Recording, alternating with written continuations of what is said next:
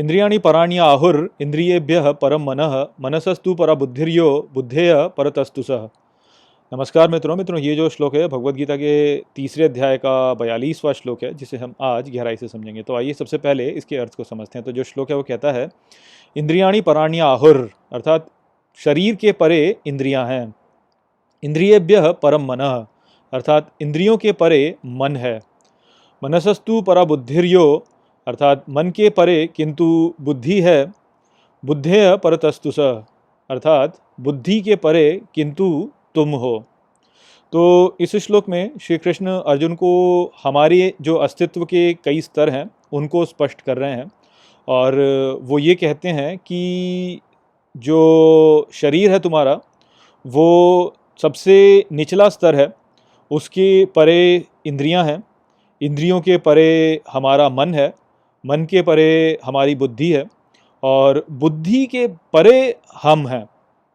तो यहाँ पर जो ये विभिन्न स्तर बताए गए हैं ये एक श्रृंखला में बताए जा रहे हैं, जहाँ पर कि जो इकाई हमसे सबसे दूर है उसको पहले बताया गया और धीरे धीरे जो जो परतें हैं उनको हम तक लाया गया। तो जो सबसे दूर वाली परत है हमसे उसको बोला गया है शरीर, और ये जो शरीर है यही हमारी देह है, और ये वास्तव में इस भौतिक संसार तक ही सीमित है, इसलिए ये हमसे सबसे परे है। इसको स्थूल शरीर बोला जाता है, और ये वास्तव में केवल पदार्थों से बना हुआ है। यदि हम इसे छोड़ देते हैं तो ये बिल्कुल नष्ट हो जाता है, तो इसलिए ये हमसे सबसे परे है।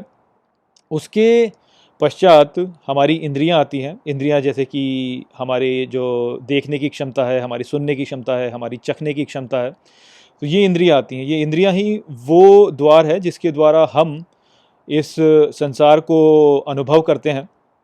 उसके परे श्री कृष्ण बता रहे हैं कि हमारा मन है। तो जो भी इंद्रियों से हमें संकेत मिलते हैं उसको हमारा जो मन होता है वो देखता है और उसको हमारी बुद्धि पर फिर लेके जाता है। तो बुद्धि जो है वो हमारे मन से आगे है, और जो बुद्धि होती है वो जो भी हम देख रहे हैं उसको समझती है और ये निष्कर्ष निकालती है कि इसका क्या अर्थ है और इसके प्रति मुझे किस प्रकार से व्यवहार करना चाहिए।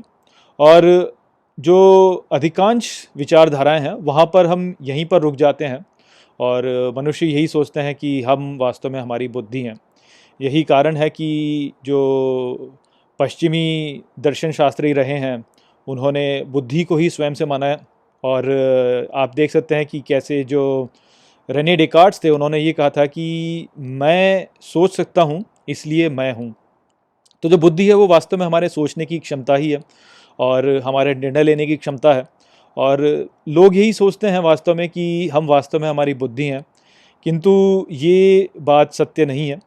यदि हम भारतीय विचारधारा से सोचें तो हम ये जानते हैं कि हम वास्तव में दृष्टा हैं, हम अनुभवकर्ता हैं।